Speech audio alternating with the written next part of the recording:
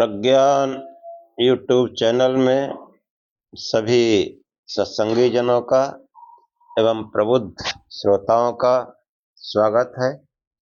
सभी का अभिनंदन है। सभी को प्रेम पूर्वक जय शिव।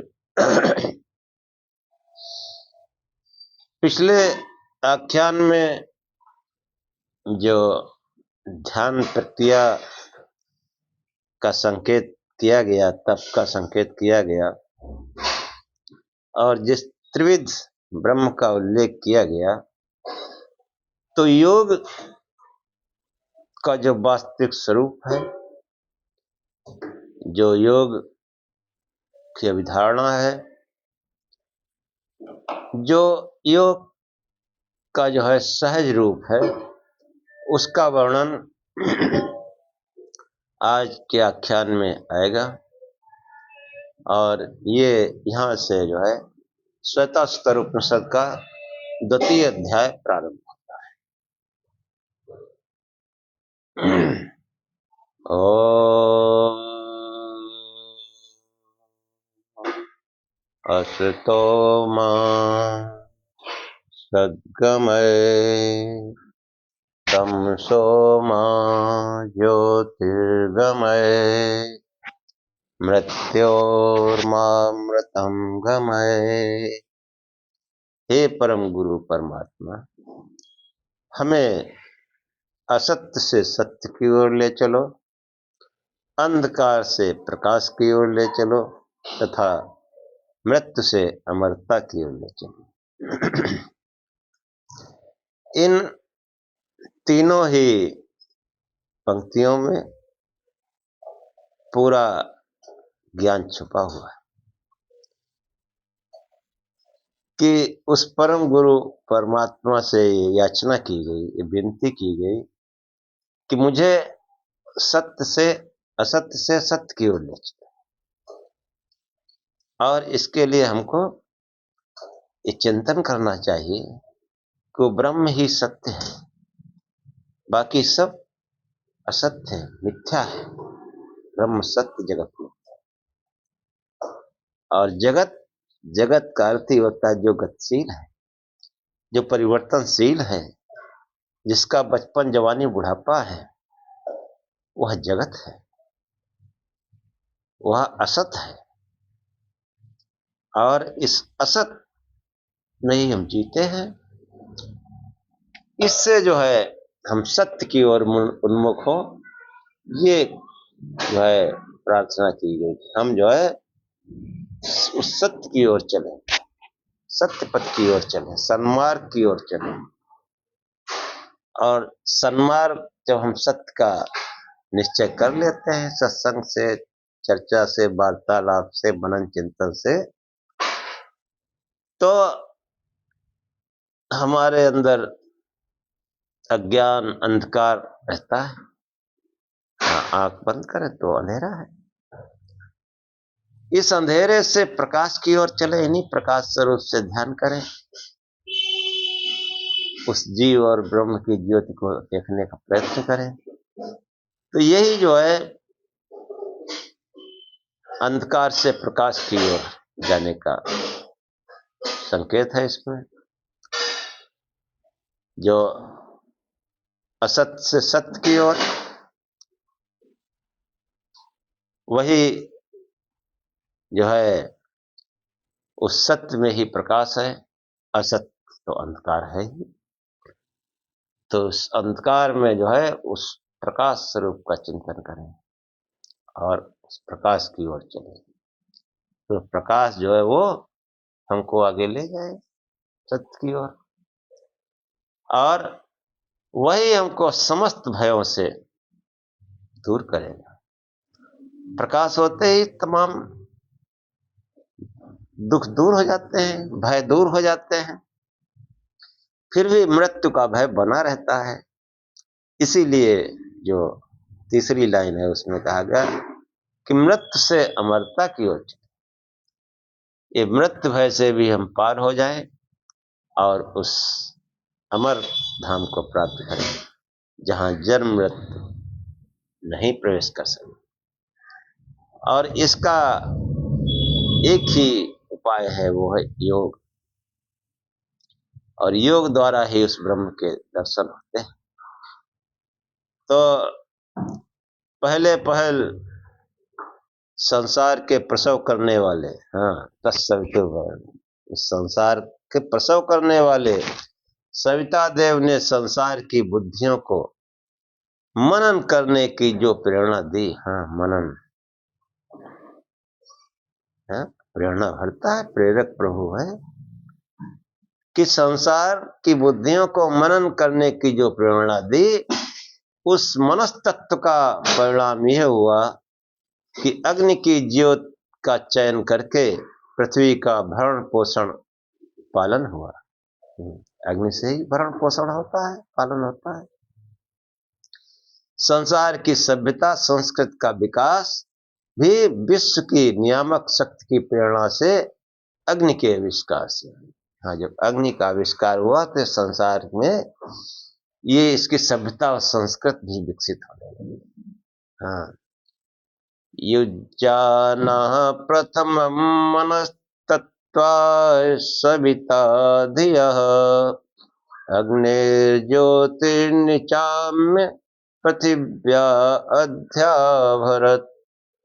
पहले पहल संसार के प्रसव करने वाले सविता देव ने संसार की बुद्धियों को मनन करने की जो प्रेरणा दी, उस मनस्तत्व का परिणाम यह हुआ कि अग्नि की ज्योति का चयन करके पृथ्वी का भरण पोषण उत्पादन हुआ। संसार की सभ्यता संस्कृत का विकास जो है वो विश्व की नियामक शक्ति के प्रेरणा से, उसकी प्रेरणा से ही वो अग्नि का आविष्कार हुआ। और जिस प्रकार सविता देव का है सृष्टि रूप, इस सृष्टि रूप उसका मानो प्रसव यज्ञ है, और उसमें वह सविता युक्त मन से शक्ति पूर्वक लगा हुआ है। इसी प्रकार हम भी स्वर्ग रूपी यज्ञ की प्राप्ति के लिए मन पूर्वक अपनी शक्ति में लग जाएं। संपूर्ण सृष्टि स्व की तरफ, सुख की तरफ भाग, हुआ स्व है, स्व मतलब स्वर्ग की तरफ जा रही है, लक्ष्य सुखी है। इस सृष्टि में जो दुलोक है, स्व मतलब दुलोक, जो दुलोक है, जो देव है, जो दिव्यता का लोक है, जो महान ज्योत करने वाले नक्षत्र हैं, इन सब का धी और मनस के संयोग से सविता ही प्रसव करने वाला है। धी और मन के संयोग से वो सविता देव ही मन प्रसव करने वाला है। कि जो है ज्ञानी लोग, विप्र लोग अपने धी को यानी बुद्धि को और मनस तत्व को उस विप्र महान ज्ञानी सर्वज्ञ भगवान की धी और मनस के साथ जोड़ देते हैं, जिसने इकले ही हमारे कर्मों को जानते हुए, इकले ही, कई नहीं, इकले, अकेले ही हमारे कर्मों को जानते हुए होता के रूप में यह सृष्टि रूपी यज्ञ को रचा। कर्मानुसार सृष्टि रची। तो ये कर्म का विधान है, कर्म ही प्रधानता है, कर्म से ही हमको अच्छा बुरा जीवन मिलता है। इस जीवन में भी जो है सुख और दुख भोगने पड़ते हैं, इसके मूल में कर्म ही है। तो इस प्रकरण में जो है धी और मनस में भेद किया गया है। देखो बुद्धि और मन में क्या अंतर है कि मन के दो रूप हैं, एक संकल्प विकल्प जिसे मनस कहते हैं, दूसरा संकल्प विकल्प रहित निश्चयात्मक बुद्धि जिसे धी है, निश्चयात्मक। कि संकल्प विकल्प मत रखो, संकल्प हो विकल्प नहीं, संकल्प हो, विकल्प नहीं। और विकल्प का ही तो ये परिणाम है कि नाना इष्ट हमने कल्पित कर लिए। तो संकल्प विकल्प रहित निश्चयात्मक, जो निश्चयात्मक अवस्था है, मन में बहुत विचार उठते हैं, बुद्धि जब निश्चय कर देती है उसे धी कहते हैं। मन तथा धी अर्थात बुद्धि पर इसी उपनिषद के आगे जो है अध्याय में आएगा, विस्तार से तो वहां समझाएंगे कि पूर्व ब्रह्म को अर्थात षष्ठ के प्रसव के पूर्व जो ब्रह्म था उसे मैं नमस्कार करता हूं। यह कितनी बढ़िया बात कही स्पष्ट कि युजेवां ब्रह्म पूर्वम नमो विश्लोक एतपथ्येव सूरे शृण्वन्तु विश्वे अमृतस्य पुत्रा आये धामानि दिव्यानि तस्थु। कि पूर्व ब्रह्म को, पूर्व ब्रह्म इसलिए कहा गया कि ब्रह्म ये सृष्टि भी ब्रह्म है और इस सृष्टि रचना के पूर्व में जो था अर्थात पूर्व ब्रह्म को अर्थात सृष्टि के प्रसव के पूर्व जो ब्रह्म था उसे मैं नमस्कार करता हूं। देखो यही भाव शिक्षा में आया, जिसने सूरज चांद बनाया, जिसने तारों को चमकाया, यानी वो पूर्व ब्रह्म था, इस सृष्टि के पूर्व में वही था, उसी को इसने सारा जगत बनाया। हम उस ईश्वर के गुण गाएं, अन्य किसी को नहीं। तो हमारे जो जिनकी हम पूजा उपासना करते हैं उनमें टेस्ट लगाएं कि सूरज चांद सितारे पहले से बने हुए थे उनके आने के, या उन्होंने आकर के बनाया है। तो उत्तर मिलेगा कि नहीं, ये जो है ये उपासनीय नहीं है। जिसने सारा जगत बनाया उस ईश्वर की उपासना करें। इन्होंने जगत की रचना नहीं की, और जिसने की है, जिसको जो अजन्मा है, जिसका प्रसव नहीं हुआ है, वही ब्रह्म है, पूर्व ब्रह्म। जो हिरण्यगर्भ के पूर्व में विद्वान था, हिरण्यगर्भ संबल, उसकी उपासना करें। इस सूत्र को अपने हर एक इष्ट जो जो पूजा हम करते हैं उसको लगाएं कि संसार पहले बना बनाया था, तब ये इष्ट से या इन्होंने जो है पहले संसार बनाया, इनके द्वारा बना है। ये शिक्षा में भी और वेदों से ही लेकर सब शिक्षा में अच्छी अच्छी बातें लिखी गई। तो पूर्व ब्रह्म को अर्थात सृष्टि के प्रसव से पूर्व जो ब्रह्म था उसे मैं नमस्कार करता हूं। स्वतः ऋषि कहते हैं मैं सृष्टि की रचना के पूर्व में जो ब्रह्म था उसे मैं नमस्कार करता हूं। और आगे कहते हैं मेरे मार्ग की कीर्ति ऐसे फैले जैसे किसी सूरवीर या विद्वान के मार्ग में कीर्ति फैल जाती है। और कहते हैं कि श्रृण्वन्तम विश्वे अमृतस्य पुत्रा आये धामान दिव्यानि तस्थु, कि हे तुम दिव्य धामों में पहुंच चुके हो, हे संपूर्ण अमृत पुत्रो, यानी जो ऋषि मुनि मुक्त पुरुषों से का संबोधन किया है श्वेताश्वतर ऋषि ने कि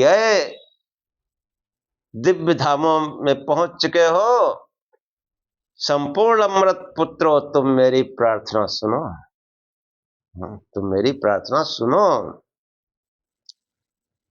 कि अग्निर्यत्रा विमत्यते वार्यत्राभ्युज्यते सोमो यत्रातिरिच्यते तत्र संजायते मनः। वो दिव्य धाम में जो अमृत पुत्र हैं, वो जो हमारी प्रार्थना सुनते हैं, उनकी जब दया होती है, दया कब होगी? जब उस मार्ग पर कोई चले। ये नाना इष्टम भटकने वाले दया थोड़ा होगी, वो जो सत्य के मार्ग पर जो चलता है, जो आत्मा की खोज में लगता है, जो एक परम तत्व को की उपासना करता है।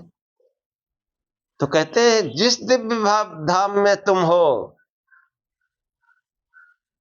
मेरा मन भी उस दिव्य धाम में जा पहुंचे।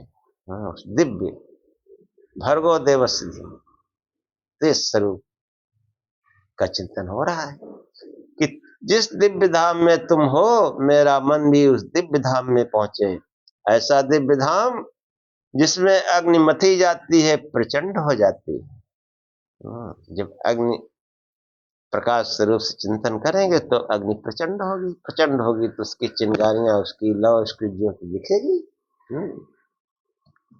और वायु जुड़ जाता है तो प्रबल हो जाता है, प्राण भी पावरफुल हो जाता है। जब प्राण उससे जुड़ता है तो पावरफुल हो जाता है, और जिसमें सोम का अतिरेक हो जाता है। ज्ञान में भक्ति भाव, हाँ, सौम्यता, सुंदरता, सबको अतिरेक, सबको ग्रास कर जाती है। एक ब्रह्म ज्ञानी, एक सन्यासी में इतना आकर्षण होता है कि संसार के समस्त रूपवान उसके आगे कुछ नहीं, तुच्छ, इतना आकर्षण होता है। स्वामी विवेकानंद को देख लो, पागल होते रहे लोग उनके पीछे पीछे घूमते। राजे महाराजे सब रथ के घोड़े निकाल दिए, अपना रस खींचने लगे। ये है, ये ऐसे अमृत पुत्र होते हैं। तो जहां सोम का अतिरेक हो जाता है, अर्थात सोम को जो निचोड़ा जाता है तो लबालब भर जाता है, पूरा चारों तरफ दिव्यता छा जाती है, दिव्यता। इसलिए उन अमृत पुत्रों की अर्चना की गई है, उनको, उनका आवाहन किया गया कि सोम याग में जैसे अग्नि, वायु और सोम की आवश्यकता होती है, वैसे समाधि में दिव्य धाम रूपी याग में मथने पर परमात्म ज्योति प्रकट हो। प्रकाश स्वरूप से ध्यान करो, अग्नि प्रकट होगी, और ये जो आत्म ज्योति है यही परमात्म ज्योति में बदल जाती है, ब्रह्म ज्योति में बदल जाती है। क्या बताया जाए, कैसे कैसा ज्ञान हमारे ऋषियों ने खोल कर रख दिया। जो है यही मानो अग्नि है, प्राणायाम के रूप में वायु प्रचंड हो जाती है। हाँ, जब प्राण जो है प्राणायाम होता है तो ये प्राण जो बाहर चल रहा है, ये बिल्कुल मध्यम हो जाता है, एकदम जैसे नाम मात्र पर है। लेकिन क्या ये शांत हो जाता है? नहीं, ये और प्रचंड हो जाता है। अब वो बाहर जाए, अंदर की ओर प्रचंड हो रहा है, और उसी प्राण की प्रचंडता से महर्षि पतंजलि लिखते हैं कि प्राणायाम पहले थोड़ा सा बताया, फिर कहा ततो क्षीयते प्रकाश आवरण। उससे जो प्रकाश का आवरण है, जो प्रकाश पर अज्ञान अविद्या का पर्दा पड़ा हुआ है, वो क्षीण होने लगता है और वो ज्योति दिखने लगती है। ब्रह्म ज्योति दिखने लगती है, वो भगवती शक्ति दिखने लगती है। हाँ, कि वो प्राणायाम के रूप में वायु प्रचंड हो जाती है, और ये मानो वायु है, और प्रसाद भाव लबालब भर जाता है। प्रसाद भाव यानी प्रसन्नता, यही मानो सोम रस है कि हम आनंदित रहें। हाँ, तो समझो सोम की वर्षा हो रही है। हाँ, कि सविता प्रसवेन जुषते ब्रह्म पूर्वम् तत्र योनिं कृण्वन्ते नहि ते पूर्वं क्षिपत। कि सविता ने सृष्टि का जो महान प्रसव किया है, उसे देखकर सृष्टि के पूर्व वर्तमान ब्रह्म के साथ प्रीत करे। सृष्टि के पूर्व में है सविता देव, जो गायत्री का जो है आख्यान में 2 बार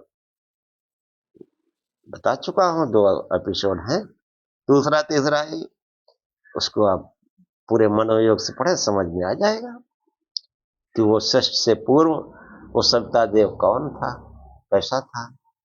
हाँ, सीधे ये समझो विराट पुरुष। तो वो जो है कि सविता ने सृष्टि का जो महान प्रसव किया है, उसे देखकर सृष्टि के पूर्व वर्तमान ब्रह्म के साथ प्रीत करे। हाँ, कि हम जो भी उपासना कर रहे हैं ये सृष्टि के पूर्व में थे या सृष्टि में ही आए हैं, और सृष्टि में आए हैं तो फिर उनसे प्रीत करना ठीक नहीं, वेदानुकूल नहीं है, क्योंकि उसी ब्रह्म ने सविता के रूप में यह प्रसव किया है। अगर तू उसी से प्रसव में अपना स्थान बना ले, जैसे यह षष्ठ का प्रसव कर रहा है, उस प्रसव के स्थान साथ साथ तू भी अपना प्रसव होने दे। जैसा ईश्वर चला है वैसा करो, प्रकाश स्वरूप ध्यान करो, बस अब वो जैसा चला रहा है चलो, उसी पर अपने को छोड़ दो। हाँ, वो परमात्मा जो प्रकट हो गया उसी को छोड़ दो, उसी को पीछे हो लो, अब कुछ नहीं सोचना। कुछ नहीं सोचना, उसी पर अपने को छोड़ दे तो तू प्रसव से पूर्व नहीं गिरेगा, यानी पूर्ण आयु प्राप्त करेगा। जो भगवान के रचे षष्ठ क्रम में के साथ अपने को नहीं जोड़ता वह ऐसे ही गिर जाता है, जैसे प्रसव से पूर्व बच्चा, उसका मानो गर्भपात हो जाता है, यानी अल्पायु में ही मर जाता है। कि जो है, अब देखो, अब बिल्कुल विशुद्ध योग कैसे होता है उसका वर्णन आया, कि जो है योग विशुद्ध रूप से, कि आराम से बैठ जाओ। अब कैसे बैठो तो बताते हैं।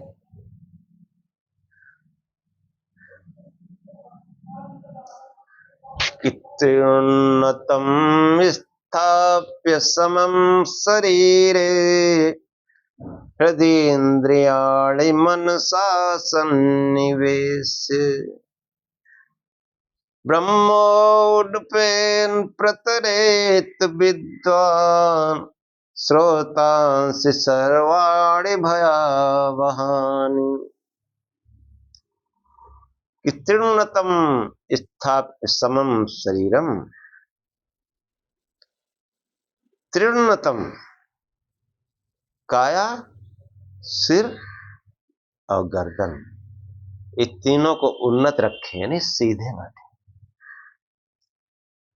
उन्नत रखे, ऊंचा रखे। ऊंचा रखने मतलब ऐसे बैठे कि सर्वाधिक लंबाई हो। सर्वाधिक लंबाई तभी होगी जब रीढ़ सीधी होगी, गर्दन सीधी होगी। त्रिगुणोत्तम है, ये आसन है। किसी भी आसन जो हमको सुखकारी हो पर बैठे, लेकिन ये तीनों सीधे रहे। पतंजलि जी कहते हैं स्थिर सुखम आसनम, जिस स्थान पर सुख, जिस आसन पर सुख पूर्वक स्थिरता से देर तक बैठ सके वही आसन है। तो बैठ जाओ, रीढ़ सीधी करो, देर तक बैठे रहो। त्रिण्णतम स्थाप्य समम शरीरम, शरीर और सिर, गर्दन और काया तीनों सीधे रखे, सम अवस्था में, टेढ़े मेढ़े नहीं। और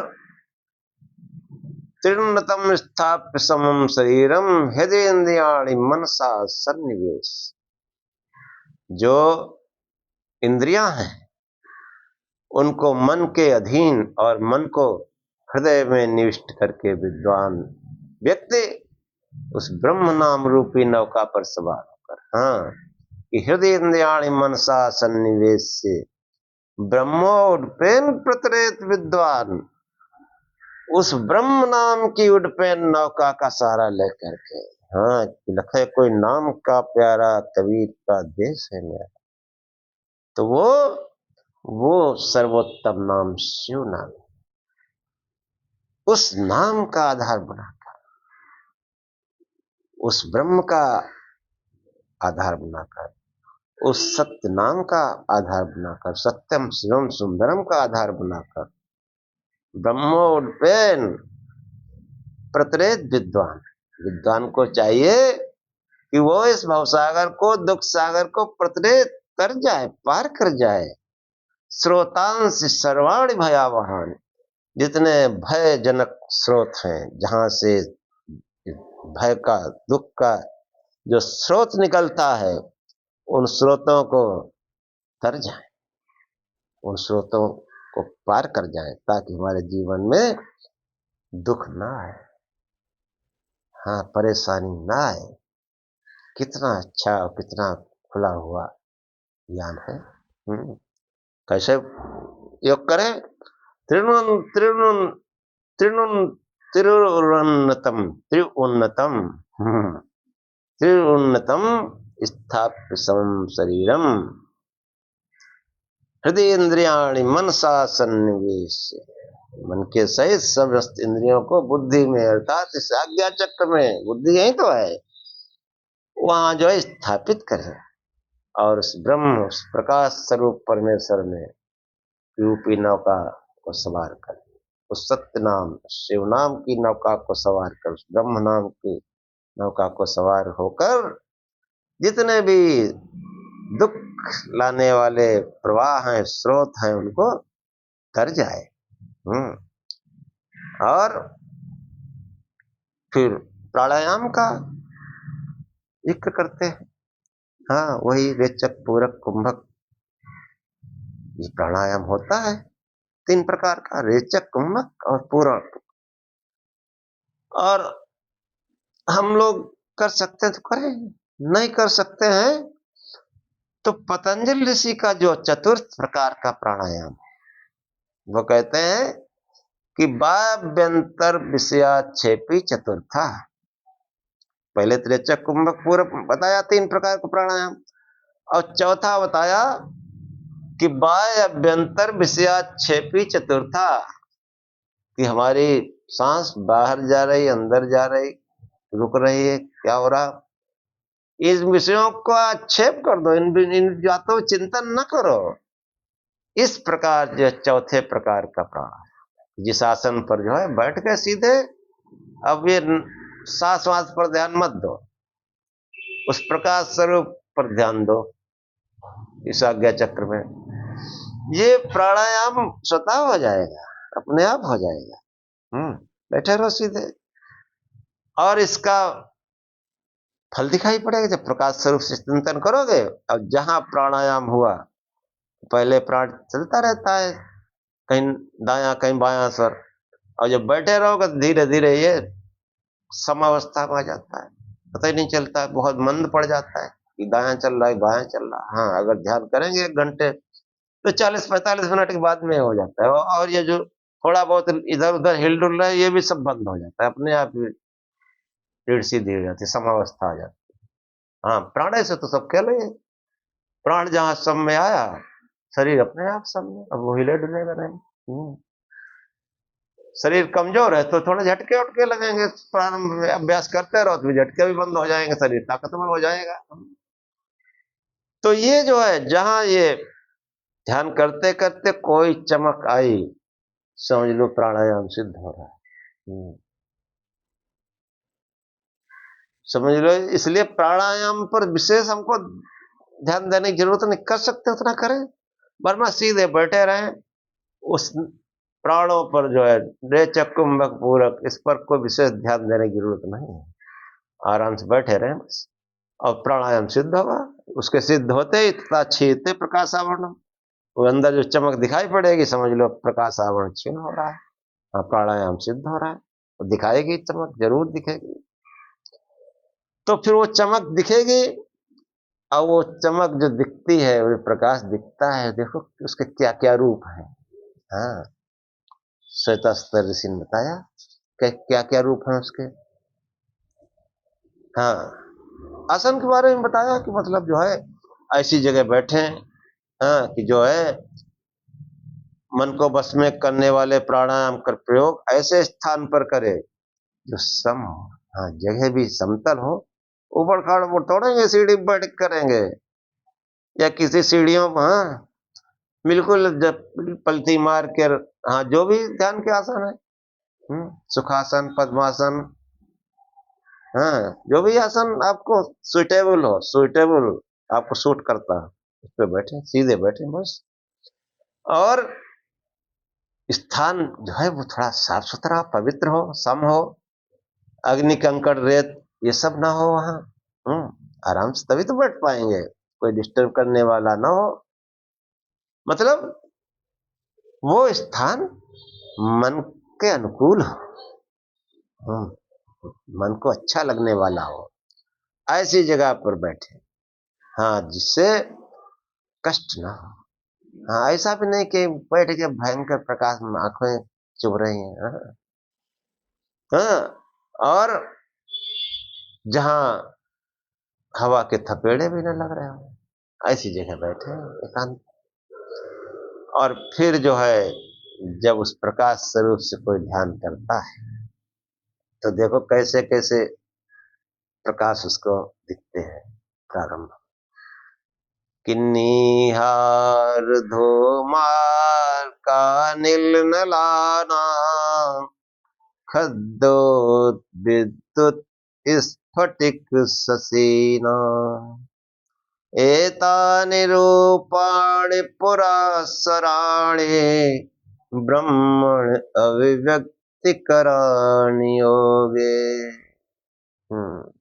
कितनी सुंदर बात कही गई। निहार मतलब कोहरा जैसा, ऐसे लगता है कोहरा पड़ा। धुआं जैसा, अर्क सूरज जैसा। निहार धूमार का नील नला नाम, वायु और अग्नि जैसा। खद्दोत जुगनू जैसा, जुगनू जैसे टिमटमाते ऐसे टिमटमाहट। विद्युत जैसे आकाश में विद्युत चमक जाती है, कड़क जाती है, ऐसी कड़क दिख सकती है। स्फटिक मणि जैसे चमकती, ऐसी चमक दिखेगी। और जैसे चंद्रमा शशि नाम, निहार धूमार का नील नला नाम, खद्दोत विद्युत स्फटिक शशि नाम। इस प्रकार के नाना प्रकाश जो है वो दिखाई पड़ते हैं। ये जो प्रकाश दिखाई पड़ते हैं, ये क्यों दिखाई पड़ते हैं? एतान रूपाणि पुरः सराणि, कि ये जो है दिखाई देते हैं, जो इनकी ज्योतियां दिखाई देती हैं, तो योग में जो है एतान रूपाणि पुरः सराणि, ब्रह्मण अव्यक्त करानी होगे। योग में ब्रह्म की अव्यक्त के पूर्व में, ब्रह्म दर्शन के पहले पहले ये रूप ब्रह्म को अव्यक्त करने के लिए होते हैं। हाँ, कि वो हमारा अभ्यास हो जाए उस प्रकाश को सहन करने का, उन ज्योतियों को सहन करने का। इस शरीर को जो है वो ये प्रकाश इसको पवित्र करते हैं, इसको दृढ़ करते हैं, ताकतवर करते हैं, कि वो जो ब्रह्म का प्रकाश है उसे ये शरीर सहन कर सके। इसलिए प्रकाश आते हैं कि ब्रह्म का प्रकाश इतना तेज है, इतना भारी है कि उसको ये जो योगी है वो सहन कर सके। इसलिए प्रकाश दिखाई देते हैं, किस प्रकाश को झेल सके। हाँ, कि निहार धूमार का नील नला नाम, खद्दोत विद्युत स्फटिक शशि नाम, एतानि रूपाणि पुरः सराणि, ब्रह्मण अव्यक्त कराणि। कितना जो है सुंदर वर्णन है। स्पष्ट प्रकाश स्वरूप से ध्यान करो, उस ब्रह्म नाम का सहारा लेकर, शिव नाम का सहारा लेकर के। हाँ, ओंकार का भी ठीक से समझो तो ओंकार का सहारा लेकर। ओंकार सहारे में उसकी मूल शिव ही है। हाँ? अगर मनन चिंतन करके पढ़ोगे तो उसकी मूल शिव निकलेगी। शांतम शिवम अद्वैतम चतुर्थम मनते सात्मा सविज्ञा। तो उसका सहारा लेकर के उस प्रकाश स्वरूप का चिंतन करते करते फिर इस तरह के प्रकाश आएंगे। और ये जो है उस ब्रह्म के अभिव्यक्ति की पूर्व में ये प्रकाश दिखते, समझ लो उस ब्रह्म की अभिव्यक्ति होने वाली, उसका आगमन होने वाला है। हाँ, इसलिए प्रकाश होते हैं, उसके समझ लो तैयारियां हो रही हैं उस ब्रह्म की आने की।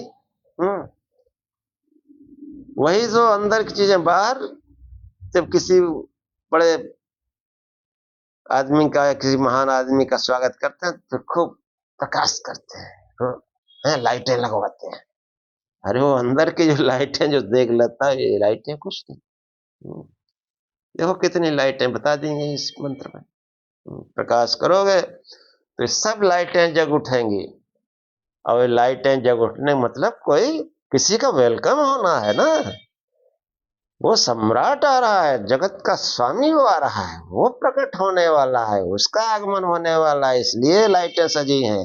निहार धूमार का नीलनाम खद्दोद्विद्युत स्फटिक ससीनाम एतानि रूपाणि पुरासराणि ब्रह्मणि अव्यक्त करानी। अब मैं समझता हूँ इस आगे बोलेंगे तो बहुत लंबा हो जाएगा, यहीं पर आख्यान समाप्त करते हैं। इसी से जुड़ा हुआ आख्यान फिर आगे करेंगे, लंबा हो जाएगा तो आप थोड़ा भारी पड़ेगा। ओम सहनाववत् सहनौ भुनक् सह वीर्यं करवावहे तेजस्विनावधीतमस्तु मा विद्विषावहे। ओम शांति शांति शांति। हे परमात्मा, हम श्रोता और वक्ता दोनों की साथ साथ रक्षा करें, साथ साथ पालना करें। हम दोनों साथ साथ बल बढ़ाएं, पराक्रम करें। हमारा पढ़ा पढ़ाया एक साथ संसार में फैले, तेजस्विता को प्राप्त करें। हम आपस में द्वेष न करें।